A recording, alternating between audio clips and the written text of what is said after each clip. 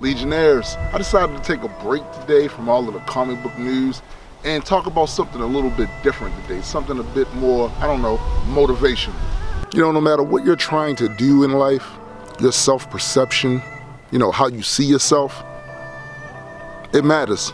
It's important for you to strike the proper balance as far as being self-critical and being able to critique what you're doing and taking in feedback from other people who would seek to maybe criticize you a bit too harshly, and then you take their criticisms as gospel.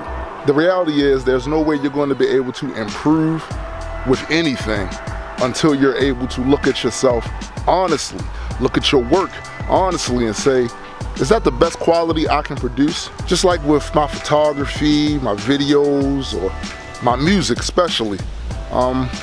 I have to be able to look at myself and say, is this really the best quality you can produce right now, given your skill set?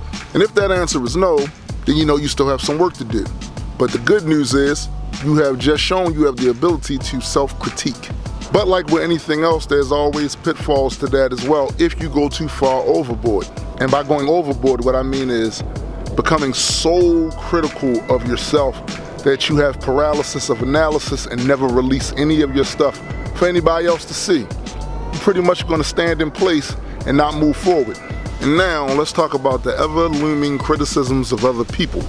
Now artists, never let a non-artist take you out of your game. Somebody who doesn't understand the process, doesn't create anything themselves, never let them sit there and tell you how you're supposed to do what you're supposed to do to get your inspiration up, to get the best you can get out of you. Because a lot of times they just don't understand. And lastly, and probably most important, there are people out there that will only see the flaws that you've made. They will only see the things that you didn't do right in your art or in your work or whatever.